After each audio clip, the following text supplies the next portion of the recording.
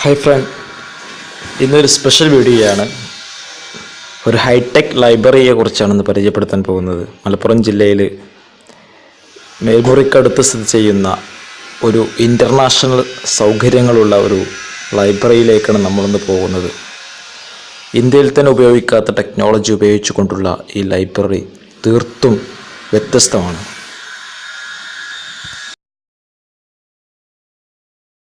ലൈബ്രറിക്കകത്തേക്ക് കയറുമ്പോൾ തന്നെ ഒരു ഭാഗത്തായി വിശാലമായ സ്വീകരണ മുറിയും റഫറൻസ് കോർണറും ഒരുക്കിയിട്ടുണ്ട്.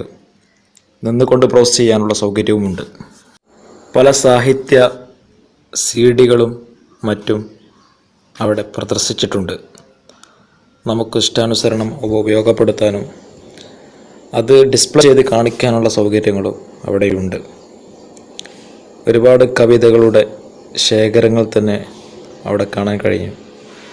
FT വാസുദേവൻ നായർ, സുകുമാർ അഴീക്കോട്, അതുപോലെ സുഗതകുമാരി എന്നിവരുടെ പ്രസംഗങ്ങൾ, കവിതകൾ, എഴുത്തുകളെ കുറിച്ചുള്ള ഡോക്യുമെൻ്ററികൾ എല്ലാം അവിടെ ലഭ്യമാണ്. ഇതൊരു സാധാരണ ലൈബ്രറി അല്ല, പബ്ലിക്കിന് ആക്സസിബിളായ ലൈബ്രറി അല്ല, മറിച്ച് അവിടെയുള്ളൊരു civil engineering, mechanical engineering, electronical engineering, computer engineering തുടങ്ങിയ കോഴ്സുകൾ പഠിപ്പിക്കുന്ന ഒരു പോളിടെക്നിക് കോളേജ്. ആ കോളേജിൻ്റെ കീഴിൽ അതിൻ്റെ ഡിപ്പാർട്ട്മെൻറ്റിന് ആവശ്യമായ 1,00,000-ഓളം പുസ്തകങ്ങൾ വിദ്യാർത്ഥികൾക്ക് കൂടുതൽ റഫറൻസിനും മറ്റു ആവശ്യങ്ങൾക്കും ഉപയോഗിക്കേണ്ട പുസ്തകങ്ങൾ മാത്രമാണ് ഇവിടെ ലഭ്യം. കൂട്ടത്തിൽ ചില മലയാള ജേണലുകളും മറ്റു ന്യൂസ് പേപ്പറുകളും മറ്റു സംവിധാനങ്ങളും ഒരുക്കിയിട്ടുണ്ടെന്ന് മാത്രം. പുസ്തകം തിരയാൻ ഷെൽഫിലോ കാറ്റലോഗിലോ നോക്കാതെ തന്നെ പുസ്തകത്തിൻ്റെ പേരോ രചയിതാവിൻ്റെ പേരോ അല്ലെങ്കിൽ ISBN നമ്പറോ നൽകിയാൽ നിമിഷങ്ങൾക്കകം പുസ്തകത്തെക്കുറിച്ചുള്ള പൂർണ്ണമായ ഡീറ്റെയിൽസ് കിട്ടുന്ന ഒരു സ്ക്രീൻ അവിടെ സംവിധാനിച്ചിട്ടുണ്ട്. ഇതിനായി പ്രത്യേകം സ്ഥാപിച്ച മെഷീനിലുള്ള ഓൺലൈൻ പബ്ലിക് ആക്സസ് കാറ്റലോഗ് എന്ന സിസ്റ്റം ഉപയോഗപ്പെടുത്താം. ലൈബ്രറിയിലെ പുസ്തകങ്ങൾ ക്രമീകരിച്ചിരിക്കുന്നത് ഡ്യൂവി ഡെസിമൽ ക്ലാസിഫിക്കേഷൻ സ്കീം ഉപയോഗിച്ചാണ്. അത്യാധുനിക സൗകര്യങ്ങളോടെ സംവിധാനിച്ച ഈ ഹൈടെക് ലൈബ്രറി കോഹ എന്ന ഓപ്പൺ സോഴ്സ് സോഫ്റ്റ്വെയർ ഉപയോഗിച്ചാണ് പ്രവർത്തനങ്ങൾ ഏകോപിപ്പിക്കുന്നത്. ഇന്ന് കോഹ പല അന്താരാഷ്ട്ര ലൈബ്രറികളിലും ഉപയോഗിക്കുന്ന ഒരു സോഫ്റ്റ്വെയർ സംവിധാനമാണ്. വളരെ നല്ല രൂപത്തിൽ തന്നെ പ്രവർത്തിക്കുന്ന കോഹ സോഫ്റ്റ്വെയർ തന്നെയാണ് ഇവിടെയും ഉപയോഗിച്ചിട്ടുള്ളത്. ഇന്ത്യയിൽ ഇതുവരെ ഉപയോഗിക്കാത്ത ടെക്നോളജി എന്നതുകൊണ്ട് ഉദ്ദേശിച്ചത്, ചിത്രത്തിൽ നമ്മൾ ഈ കാണുന്ന ഈ യന്ത്രം ഉപയോഗിച്ച്, ഈ സംവിധാനം ഉപയോഗിച്ചാണ് ലൈബ്രറിയിൽ നിന്ന് എടുത്ത മുഴുവൻ പുസ്തകങ്ങളും തിരിച്ചേൽപ്പിക്കുമ്പോൾ അത് പ്രത്യേകം ഈ മെഷീനിൽ വെച്ച് അത് പ്രത്യേകം കാറ്റഗറൈസ് ചെയ്ത് അതിൻ്റെതായ സ്ഥലത്തേക്ക് എത്തിക്കുന്ന ഒരു സംവിധാനമാണ് ഇതുകൊണ്ട് ഉദ്ദേശിക്കുന്നത്. ഇങ്ങനെയൊരു സംവിധാനം ഇന്ത്യയിൽ ആദ്യമായിട്ടാണുള്ളത്. ഈ ചുറ്റും കാണുന്ന ബോക്സുകളിലേക്കാണ് ഓരോ ഡിപ്പാർട്ട്മെൻറ്റിൻ്റെയും പുസ്തകങ്ങൾ വന്ന് വീഴുന്നത്. ഷോർട്ടിംഗ് എന്ന് പറയുന്ന ഈ സംവിധാനം ഇന്ത്യയിൽ ആദ്യമായിട്ടാണ് മലപ്പുറത്ത് ഉപയോഗിക്കുന്നത്. ലൈബ്രറിയുടെ പൂർണ്ണ വിവരങ്ങൾ ലൈബ്രറിയിൽ നിന്ന് തന്നെ നമുക്ക് മനസ്സിലാക്കാം. അപ്പോൾ രജിസ്റ്റർ നോക്കുമ്പോൾ വേറെ കുട്ടികൾ കൊണ്ടുപോയിട്ടുണ്ടാവും. ഇവിടുത്തെ പ്രത്യേകത എന്താ വെച്ചിട്ടുണ്ടെങ്കിൽ കുട്ടികൾ നേരെ ഡയറക്റ്റ് വരും, അവർക്ക് വേണ്ട ബുക്കുകൾ ഇവിടെ സെർച്ച് ചെയ്തിട്ടുണ്ടെന്നുണ്ടെങ്കിൽ ഷെൽഫ് കാര്യങ്ങൾ ഏത് ഭാഗത്താണെന്നുള്ളതെല്ലാം കാണിച്ചു തരും. നമ്മൾ ടെക്നിക്കൽ ബുക്കുകളാണ് ഇവിടെ കൂടുതലുള്ളത്. അപ്പോൾ നമുക്ക് അതിൽ കുട്ടികൾക്ക് വേണ്ട ടൈറ്റിൽ, ഓതർ വയ്ക്കാം. അപ്പോൾ നമ്മൾ കുറച്ച് ബുക്കുകൾ, ബഷീറിൻ്റെ കുറച്ച് ബുക്കുകളൊക്കെ ഉണ്ട്, മലയാളം ബുക്കുകൾ. ടെക്നിക്കലാകുമ്പോൾ ഏറ്റവും കൂടുതൽ ഇത്ര ശതമാനം ബുക്ക് വേണ്ട. ജനറൽ ബുക്ക് പിന്നെ അവർക്ക് സമയം ഉണ്ടാവില്ല. അപ്പോൾ ഓതർ അടിച്ചിട്ട് ഇപ്പോൾ ബഷീറിന് അടിച്ച് കഴിഞ്ഞിട്ടുണ്ടെങ്കിൽ നമുക്ക് ഇവിടെ ഉള്ള എല്ലാ ബുക്കുകളും വരും. ബഷീർ എഴുതിയ എല്ലാ ബുക്കുകളല്ല, നമുക്ക് ലൈബ്രറിയിലുള്ള എല്ലാ ബുക്കുകളും വരും. ഇവിടെ 12 ബുക്കാണുള്ളത്. അപ്പോൾ അതിലിപ്പോൾ അവർക്ക് സെലക്ട് ചെയ്യാം. അവർ വായിക്കാത്ത ഏതെങ്കിലും പുസ്തകങ്ങൾ ഉണ്ടെങ്കിൽ നോക്കിയിട്ട്, അപ്പോൾ ബാല്യകാല സഹ്യം വായിച്ചില്ല എന്ന് നോക്കിയിട്ട് അത് ഇവിടെ ഉണ്ടോ എന്ന് അറിയാൻ വേണ്ടി പ്രസ് ചെയ്ത് കഴിഞ്ഞാൽ ഇപ്പം നമുക്കറിയാൻ കഴിയും. ഇവിടെ 4 കോപ്പിയാണുള്ളത്. അതിലിപ്പോൾ 2 കോപ്പി ഇവിടെ ഉണ്ട്, അവൈലബിൾ ആണ്. 2 കോപ്പി പുറത്താണ്. അപ്പോൾ ആരാണ് എടുത്തത്? മുഹമ്മദ് ഷാഹിദ് അഫ്രീദി, അവരെ ലൈബ്രറി അഡ്മിഷൻ നമ്പർ ഇത് നോക്കി കഴിഞ്ഞാൽ നമുക്ക് ഏതൊരു ഡിപ്പാർട്ട്മെൻറ്റ് ഏത് ഇയർ ആണെന്നുള്ള എല്ലാ ഡീറ്റെയിലും നമുക്ക് കിട്ടും. അവരെന്നാണ് തിരിച്ചുകൊണ്ടിരുന്ന ഡേറ്റ് അതും ഇവിടെ ഉണ്ട്, ആ ഡേറ്റും ഇവിടെ ഉണ്ട്. അപ്പോൾ 2 അവൈലബിൾ ആയതുകൊണ്ട് അവർ നേരെ ഷെൽഫ് പോയിട്ട് അവർക്ക് ഇത് നോക്കിയിട്ട് എടുത്തിട്ട് കൊണ്ടുവരാം. ഇപ്പോൾ 4 പുറത്താണെന്നുണ്ടെങ്കിൽ അവർ ഇവിടെ നോക്കുക, ഡേറ്റ് എന്നാണോ ഫസ്റ്റിലെത്തുന്ന ഡേറ്റ് നോക്കും. ആ ഡേറ്റ് സാർ എന്നെ ഡേറ്റിലെത്തുന്നൊന്ന് മാറ്റിക്കണമെന്നുണ്ടെങ്കിൽ ഞങ്ങളത് മാറ്റിക്കും. അങ്ങനെ വരുന്ന ബുക്ക് അവർ ഇവിടുന്ന് നോക്കിയിട്ട് അവൈലബിൾ ആണെങ്കിൽ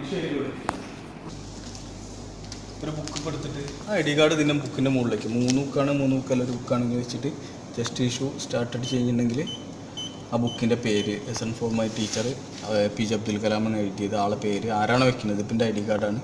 അവർ സ്റ്റുഡൻ്റ് വയ്ക്കുകയാണെങ്കിൽ അവർ ഫോട്ടോ വരും. ജസ്റ്റ് ഇത് പ്രസ് ചെയ്ത് കഴിഞ്ഞിട്ടുണ്ടെങ്കിൽ നമുക്ക് സ്ലിപ്പ് വന്നു. ആ സ്ലിപ്പിൽ തന്നെ ഉണ്ടാവും തിരിച്ചുകൊണ്ടിരുന്ന ഡേറ്റ് കാര്യങ്ങളെല്ലാം സ്ലിപ്പിലുണ്ടാവും. ചെറിയൊരു നെറ്റിൻ്റെ പ്രോബ്ലം ഉണ്ടായതുകൊണ്ട് രാവിലെ മുതൽ തന്നെ അങ്ങനെ ഇതായിരുന്നു. അപ്പോൾ നമ്മൾ പിന്നെ തിരിച്ചുകൊണ്ടിരുന്ന ഡേറ്റ് ഒക്കെ ആദ്യം നമ്മൾ ചെയ്തിരുന്ന ഇവിടെ സീലായിരുന്നു തിരിച്ചുകൊണ്ടിരുന്നത് നമ്മൾ സിസ്റ്റത്തിൽ നിന്ന് ചെയ്യുന്ന സമയത്ത്. അപ്പോൾ അതിൻ്റെ ആവശ്യമില്ല. ഇപ്പോൾ ഇതിൽ തന്നെ വരും, എല്ലാ കാര്യങ്ങളും ഇതിൽ തന്നെ വരും. 6/2/2019 ഒരു മാസം. ഇതിപ്പോൾ ഞാൻ സ്റ്റാഫിന് ഒരു മാസം, സ്റ്റുഡൻസിന് 15 ദിവസമാണ്. അത് കഴിഞ്ഞിട്ട് അവർക്ക് പുതുക്കണം എന്നുണ്ടെങ്കിൽ ഞങ്ങളുടെ അടുത്തേക്ക് വരണം. അല്ല 15 ദിവസം കൊണ്ട് വരെ വായിച്ച് കഴിഞ്ഞിട്ടുണ്ടെങ്കിൽ നേരെ ഇവിടെ വന്നിട്ട് റിട്ടേൺ ചെയ്യും.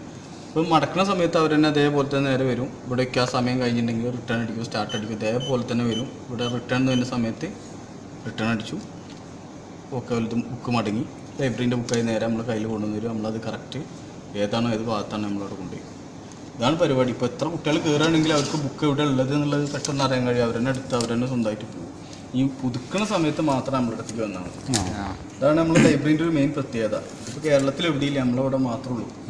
സ്വന്തമായിട്ട് തന്നെ അവർക്ക് ബുക്ക് എടുക്കുക, വിഷയ ബുക്ക് ഏത് ഭാഗത്താണെന്നുള്ള എല്ലാ കാര്യങ്ങളും അറിയാൻ കഴിയും. അപ്പം അല്ലാത്തൊരു ബുക്ക് കൊണ്ടുപോകുമ്പോഴാണ് അവിടുത്തെ അലാറം അടിക്കുന്നത്. ഞാൻ കാർഡ് വെച്ചിട്ട് കൊണ്ടുപോകണമെങ്കിൽ പ്രശ്നമില്ല. കാർഡ് വയ്ക്കാതെ നമ്മളൊരു ബുക്ക് എടുത്ത് ഇവിടുന്ന് ഏത് ബുക്ക് എടുത്ത് പോകണമെങ്കിൽ ഗേറ്റിൻ്റെ അടുത്ത് അലാറം അടിക്കും. ഇവിടെ ഇഷ്യൂ ചെയ്യണം. അപ്പൊ ഇവിടെ പഠിക്കുന്ന കുട്ടികൾക്കാണ് ID കാർഡ് ഉള്ളത്. അപ്പൊ അവരെന്നെ ചിലപ്പോൾ ഇങ്ങനെ വായിച്ചിട്ട് ആ ഇഷ്യൂ ചെയ്തു എന്നുള്ള ഓർമ്മയിൽ അങ്ങനെ പോകുമ്പോൾ അവിടുത്തെ അലാറടിക്കും. അപ്പൊ നമുക്ക് ഓക്കെ അയാൾ ചെയ്തിട്ടില്ല, അയാൾ കൊടുത്തിട്ട് പിന്നെ അവർ ഇഷ്യൂ ചെയ്തിട്ട് പോകും. അതാണ് നമ്മൾ ലൈബ്രറിൻ്റെ ഒരു പ്രത്യേകത. പിന്നൊന്ന് വരുന്നത് നമുക്ക് പോയതും കാര്യങ്ങളൊക്കെ അറിയേണ്ടി വരും. ഇപ്പോൾ സാധാ ലൈബ്രറിയിലാണെങ്കിൽ നമ്മൾ വെക്കേഷൻ ടൈമിൽ 10 ദിവസം അടച്ചിട്ടാൽ തന്നെ കഴിയില്ല. ഒരു 10-25 ആൾക്കാർ ഇരിക്കണം. ഇങ്ങനെ കൂടി വരില്ലേ. ആ സമയത്ത് നമുക്ക് ജസ്റ്റ് ഒന്ന് പ്രസ് ചെയ്തിട്ട് വെച്ചാൽ മതി. ജസ്റ്റ് ഒന്ന് കാണിച്ചു തരാൻ വെറുതെ പോയി 52 ബുക്ക് റീഡ് ചെയ്തു. ഇത് നേരെ നമ്മളെ കമ്പ്യൂട്ടറിൽ കൊടുത്തു കഴിഞ്ഞാൽ ഓരോ ബുക്കിൻ്റെ ഡീറ്റെയിൽ നമുക്ക് കിട്ടും. നമുക്കൊരു മണിക്കൂർ അല്ല 2 മണിക്കൂറിൻ്റെ സാവധാനം ഇങ്ങനെ റൗണ്ട് അടിച്ച് കഴിഞ്ഞാൽ ഒരു ദിവസം കൊണ്ട് ചെയ്യുന്ന പണിയാണ്. മറ്റുള്ള ലൈബ്രറികളിൽ ഒരു മാസം അല്ലെങ്കിൽ 2 മാസം എടുത്തിട്ട് വിക്ടോറിയ കോളേജിലൊക്കെ 1 മാസം 2 മാസം എടുക്കും. 1 ലക്ഷം 2 ലക്ഷം ബുക്കുകളാണ് അവിടെ ഉള്ളത്. ആ സമയത്ത് നമുക്ക് ഇനി ഇവിടെ 2 ലക്ഷം ആണെങ്കിലും വേറെ 2 ദിവസം അല്ലെങ്കിൽ ഒരു ദിവസം രാവിലെ മുതൽ വൈകുന്നേരം വരെ ഒന്ന് റൗണ്ട് അടിച്ച് കഴിഞ്ഞാൽ മൊത്തം കിട്ടും. അത് കൊടുത്തു കഴിഞ്ഞാൽ അതൊക്കെ മിസ്സായി പോയിട്ടുണ്ട്, ഏതൊക്കെ ഉണ്ട് എന്നുള്ള എല്ലാ ഡീറ്റെയിലും കിട്ടും. അപ്പോൾ അതിലൊക്കെ ഉപരിയായിട്ട് നമുക്ക് വേറൊരു കാര്യം ഉണ്ട്. ഇതിൽ ഇപ്പോൾ ഒരു ബുക്ക് അവിടെ നോക്കുമ്പോൾ 2 ബുക്ക് അവൈലബിൾ കാണിച്ചല്ലോ. ആ ബുക്ക് മലയാളം ബുക്കുകളൊക്കെ ആ ഭാഗത്ത് വയ്ക്കാം. വേറെ കുട്ടി വന്നിട്ട് ഒഴിവുള്ള സമയത്ത് വന്നിട്ട് അവിടുന്ന് ആ ബുക്ക് എടുത്തിട്ട് ഇവിടെ എവിടെയെങ്കിലും ഇരുന്ന് വായിച്ചിട്ട് അവർ വെല്ലടിക്കുന്ന സമയത്ത് ആ റാക്കിലൊക്കെ വെച്ച് പോകും.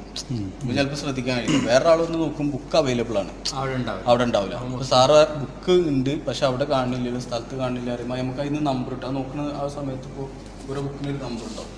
ഇപ്പോൾ CC 172 ഇതേപോലെ നമ്പർ ഉണ്ടാവും. ആ നമ്പർ നമ്മളിതിലൊരു ഓപ്ഷൻ ഉണ്ട്, സെർച്ച് പറഞ്ഞിട്ട് അടിച്ചിട്ട് ജസ്റ്റ് ഒന്ന് റൗണ്ട് അടിച്ച് കഴിഞ്ഞിട്ടുണ്ടെങ്കിൽ ആ ബുക്ക് എവിടെയാണുള്ളത് അവിടെ മാത്രമായിട്ട് അലാറം അടിക്കും.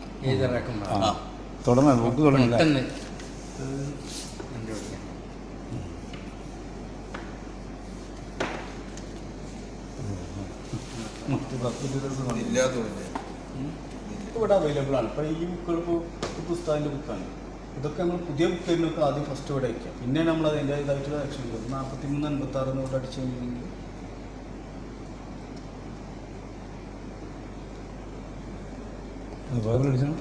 ജസ്റ്റ് ഒന്ന് ഇങ്ങനെ റൗണ്ട് അടിക്കുമ്പോൾ അവിടുത്തെ മാത്രമായിട്ട് ചിലപ്പോൾ അങ്ങോട്ട് മറന്നെടുക്കുമോ നമ്മളിങ്ങനെ റൗണ്ട് അടിക്കുമ്പോൾ ബാക്കിലോട്ട് ഇങ്ങനെ കൊടുത്തു കഴിഞ്ഞിട്ടുണ്ടെങ്കിൽ സാധനം പെട്ടെന്ന് കണ്ടുപിടിക്കാൻ കഴിയും. ഈ സാധനം ചിലപ്പോൾ സ്റ്റോക്ക് എടുക്കുന്ന സമയത്തൊക്കെയാണ് ചില കോളേജുകളിൽ കണ്ടുപിടിക്കാൻ കഴിയുക. കാരണം ചെറിയ ബുക്കൊക്കെയാണ്, ഇതേപോലത്തെ ചെറിയ ബുക്കൊക്കെയാണ് ഏതെങ്കിലും ഉള്ളിൽ കുടുങ്ങി കഴിഞ്ഞാലൊന്നും കിട്ടൂല. അത് അവർ പെട്ടെന്നൊന്ന് ചോദിക്കുമ്പോൾ ബുക്ക് ചിലപ്പം പറയും ബുക്ക് ഇല്ല അല്ലെങ്കിൽ മിസ്സായി പോയി എന്നൊക്കെ പറയും. നമുക്ക് അതിൻ്റെ ആവശ്യമില്ല. ഈ സാധനം എടുത്തൊന്ന് റൗണ്ട് അടിച്ച് കഴിഞ്ഞാൽ ഇത് പിന്നെ നമ്മളെ ബുക്ക് ഇഷ്യൂ ചെയ്യലും റിട്ടേൺ ചെയ്യലും ഇവിടെ തന്നെ. അത് ചെന്നിട്ട് നമുക്ക് റിട്ടേൺ ചെയ്തിട്ട് നമ്മളെ കയ്യിൽ ബുക്ക് കൊടുക്കുന്നത് 6 ഡിപ്പാർട്ട്മെൻറ്റാണ് ഇവിടെ ഉള്ളത്. ഓട്ടോമൊബൈൽ, മെക്കാനിക്കലാണ്. വൈകുന്നേരം ആകുമ്പോൾ എങ്ങനെയാലും 150-200 അല്ലെങ്കിൽ 100 ബുക്കോളം വരും മടക്കം. പിന്നെ ഞങ്ങളത് കൂട്ടുന്ന നേരത്തെ ഒരു അരമണിക്കൂർ മുമ്പേ നമ്മളത് ഷോർട്ട് ചെയ്യണം. ഓരോ ഡിപ്പാർട്ട്മെൻറ്റ് തിരഞ്ഞെടുത്തിട്ടാണ് നമ്മളെ കൊണ്ടുവയ്ക്കാൻ. ഇനിയിപ്പോൾ ഈ സംഭവത്തിൻ്റെ മുൻഭാഗം ലൈബ്രറീൻ്റെ പുറത്തേക്കാക്കി വെക്കും. പോസ്റ്റ് ഓഫീസിൻ്റെ കൗണ്ടറൊക്കെ ഉണ്ടില്ല, അതേ നമുക്ക് ബാക്ക് ഭാഗം ഇങ്ങോട്ടുണ്ടാവും. ലൈബ്രറീൻ്റെ ഉള്ളിൽ ബുക്ക് വരെ ഇവിടുന്ന് ഇഷ്യൂ ചെയ്യും. പുറത്തുനിന്ന് അവർ പോകുന്ന സമയത്ത് ഇതിൻ്റെ മുകളിലേക്ക് ഈ ബെൽറ്റ് ഇങ്ങനെ വന്നിട്ട് മെക്കാനിക്കലാണ് മെക്കാനിക്കൽ, സിവിലാണ് സിവിൽ, ആർക്കാണ് ആർക്ക്. പിന്നെ നമുക്ക് പണിയില്ല. വൈകുന്നേരം നേരെ ബോക്സ് കൊണ്ടുപോകാം. ഏതാണോ സെക്ഷൻ അവിടെ കൊണ്ടുവച്ചാൽ മതി. അപ്പോൾ ഇതിൽ സെറ്റ് ചെയ്ത് വെച്ചാൽ 2 ഡിപ്പാർട്ട്മെൻറ്റും കിട്ടും. 2 എണ്ണം കിട്ടും. ഇനി ഒന്നും കൂടി ഇത് നീളം കൂട്ടി കഴിഞ്ഞിട്ടുണ്ടെങ്കിൽ ഇതിൻ്റെ ഒരു റീഡർ ഉണ്ടായി കപ്പാസിറ്റി കുറവാണ്. അപ്പോൾ അത് മാറ്റാണ്ട് ഇത് മാറ്റാനുള്ള പരിപാടിയാണ്. പിന്നെ ഇതൊന്നും കൂടി നീളം കൂട്ടണം. അപ്പോൾ ഓരോന്നും ഓരോ സെക്ഷനിലും ചാർട്ട് ബെൽറ്റ് വന്നിട്ട് ഇതിങ്ങനെ തട്ടലാണ്. ഇത് പുറത്ത് രാജ്യത്ത് CD-യിൽ അത് കണ്ടിട്ട് ഇവിടുത്തെ സ്റ്റാഫും സ്റ്റുഡൻസും കൂടി ചെയ്തതാണ്. അവരൊരു സോഫ്റ്റ്വെയർ വെച്ചിട്ട് ചെയ്തതാണ്. ഇതൊരു കോടിൻ്റെ മേലൊക്കെ വരുന്നുണ്ട് ഇതിൻ്റെ റേറ്റ്. എന്ത് സംഭവം വാങ്ങുകയാണെങ്കിൽ നമ്മൾ കുറച്ചാലും കഴിയുമ്പോഴത്തേനും ഇത് റെഡിയാവും. പിന്നെ ഇതിൻ്റെ മുകളിൽ കൂടി നമ്മൾ പ്ലൈവുഡൊക്കെ വെച്ചിട്ട് അല്ലെങ്കിൽ എന്തെങ്കിലും വെച്ചിട്ട് മോഡിഫൈ ചെയ്തിട്ട് ഇത് സൊലിദാറൊക്കെ വന്ന ആ സമയത്ത് ഉദ്ഘാടനം ഉണ്ടായിരുന്നല്ലോ ഇവിടെ കാന്ത പുസ്തകമൊക്കെ വന്നിട്ടുള്ളത്. ഇന്നോ അല്ല കുറച്ച് മുമ്പുണ്ട്. ആ സമയത്ത് ഇത് ഈ ഒരു യന്ത്രം ഉപയോഗിച്ചാണ് പുസ്തകങ്ങൾ എവിടെയെങ്കിലും മാറി വെച്ചിട്ടുണ്ടെങ്കിൽ അതിന് നമ്പർ അടിച്ചാൽ ഈ യന്ത്രം ഉപയോഗിക്കുമ്പോൾ ആ പുസ്തകങ്ങളുടെ സ്ഥലത്ത് നിന്നൊരു ബീപ്പ് സൗണ്ട് വരും. അങ്ങനെ നമുക്ക് ആ പുസ്തകം കണ്ടെത്താൻ സാധിക്കും.